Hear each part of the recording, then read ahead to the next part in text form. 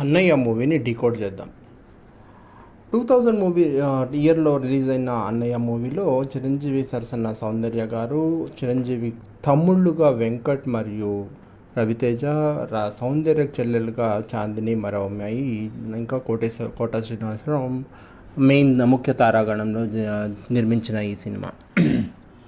ఇంకా మిగిలిన తారాగణం గురించి కానీ దర్శకత్వ ప్రతిభ గురించి కానీ చెప్పుకోకపోతేనే మంచిది. అయితే ఈ సినిమా స్టోరీని డీకోడ్ చేయాలంటే ఏం లేదండి, ఫక్తు ఒక హీరోని ఎలివేట్ చేయాలి, హీరోని ఎలివేట్ చేయాలని అన్నీ కావాలని కూర్చొని రాత్రింబౌళ్ళు కూర్చొని రాసిన ఒక స్టోరీగా చెప్పుకోవచ్చు.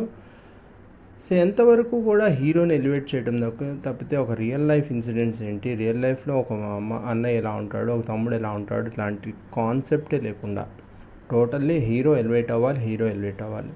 బుద్ధి జ్ఞానం ఉన్నోడు ఎవడు కూడా ఈ రోజుల్లో తమ్ముళ్ళ కోసం ఉన్న ఆస్తంతా ఎవడో అడిగాడని చెప్పేసి అమ్మేసి నేను రోడ్డు మీదకి వచ్చి అడుక్కు తింటా అనే స్టోరీ అయితే ఎవడు రాయడు. ఇప్పుడు మనం మైండ్ పెట్టి ఆలోచిస్తే పుష్ప లాంటి స్టోరీ చూస్తే మనం టోటల్గా రియలిస్టిక్గా ఉంటుంది. అది ఎంత కమర్షియల్ అయినా కూడా ఎక్కడ ఏ పాయింట్లో ఎవరిని తిడితే ఎవరు ఎలా ఫీల్ అయ్యి ఆ ఫీల్ అయిన దానికి ఎలాంటి స్పందన ఉంటుంది అనేది వృత్తివృత్తంగా చేసుకుంటే అది చూసేవాడికి ఎంతో కొంత నమ్మదగినట్టుగా ఉంటుంది.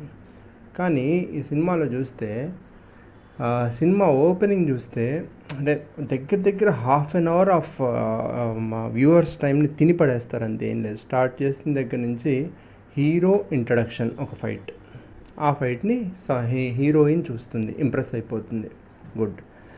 ఇంకో 10 నిమిషాలు హీరో తమ్ముళ్ళ ఇంట్రడక్షన్, వాళ్ళ చెల్లెళ్ళ ఇంట్రడక్షన్, ఇదంతా